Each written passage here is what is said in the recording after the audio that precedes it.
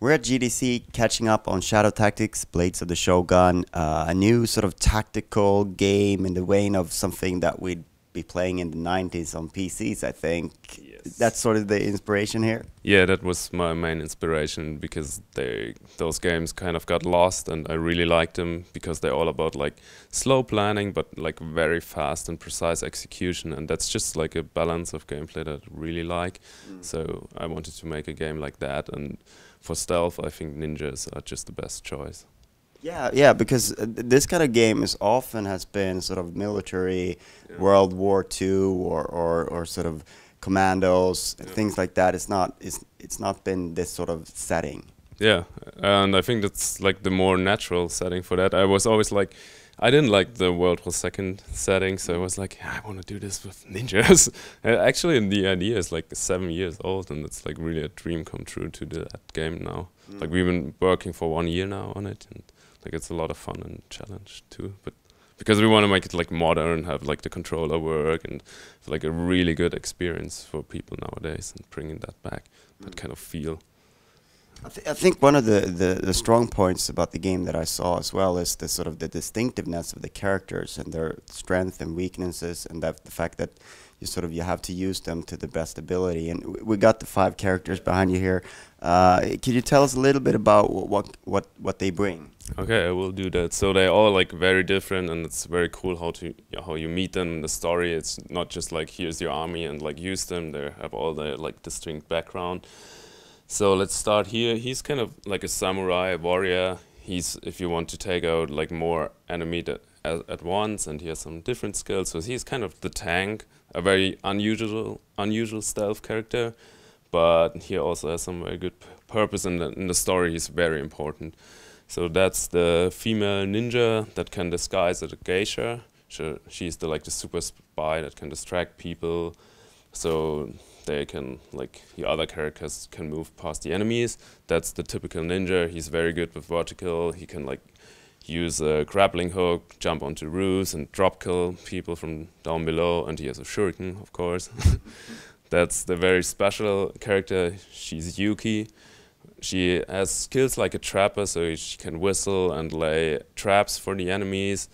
And she's also very fast, and she's a very interesting character. He's the one you might relate the most to because she's the youngest. They are like all like very experienced characters, and she's the one that comes like kind of new into the group, and you will relate a lot to her. And this is the Takuma, the alchemist, and sniper. He can obviously snipe, but he also has this very cool tanuki, which he can use to distract enemies. So he can tell them like walk over there, and then he will make some sounds, and the guards will look, oh, what's that? A nice tanuki, and then just strike them from the back, and that's very cool. Yeah, and you showed us also how well these characters work together to sort of how you can set things up. You got the shadow mode where you can sort of plan things out and execute. Yeah, like the shadow mode is very important if you want to strike at the same point. So for example, like he throws a stone that one guard is looking to the back, and then you run from behind with the geisha and just snap his neck, and that's what you have to do. Or like have a snipe in the same frame, and that's very cool that you can like really orchestrate like one really cool move. But it's like all about like real-time strategy, so it's not you're gonna plan like the whole game just like no, it's still you have to be like very fast with execution because timing. That's something that a lot of tactic games are missing. I think that it like once you have your tactic, then it just works and you watch it. But now, like here, you have to be like really fast and precise. So it's not numbers that tell your fate. It's like you, and you have to be good.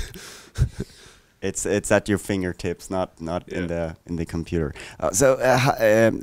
The setting and the scenario. Can you tell us a little bit about sort of the story and what's going on here and the sort of environments that you'll visit? So yeah, it's staged in Japan, 1615. So that's the first time the Shogun united Japan and tried to make peace in the whole land.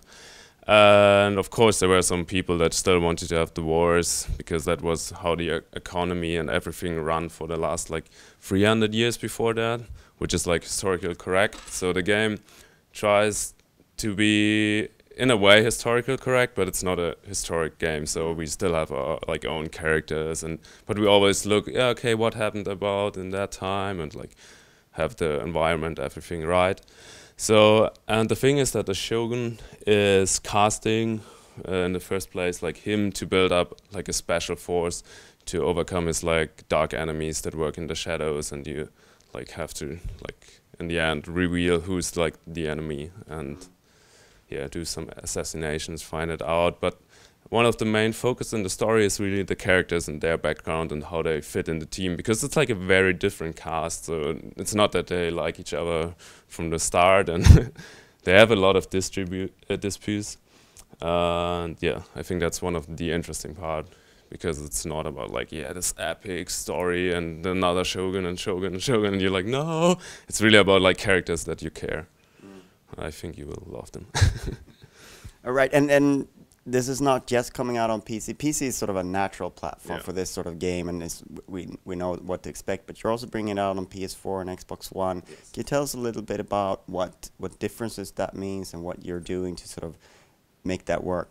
Yeah, like the main difference, of course, is the control. So you have your controller, and when you think about it, it's like, yeah, you click and they will go there. But in the console version, you have direct controls over the characters, which gives you a totally different feel, and which is like, I know something you don't see that often in that perspective, to control a character direct, but it's a lot of fun. And I don't know, as a developer, I'm not sure which version is better. I love them both, and they like play really different, but are still the same game. And like everything has its own little cool touch. For example, the shadow mode with the controller, you can play a shadow version of yourself and like run around the level like very fast, and then like give a command, okay, strike here, and that's also a lot of fun.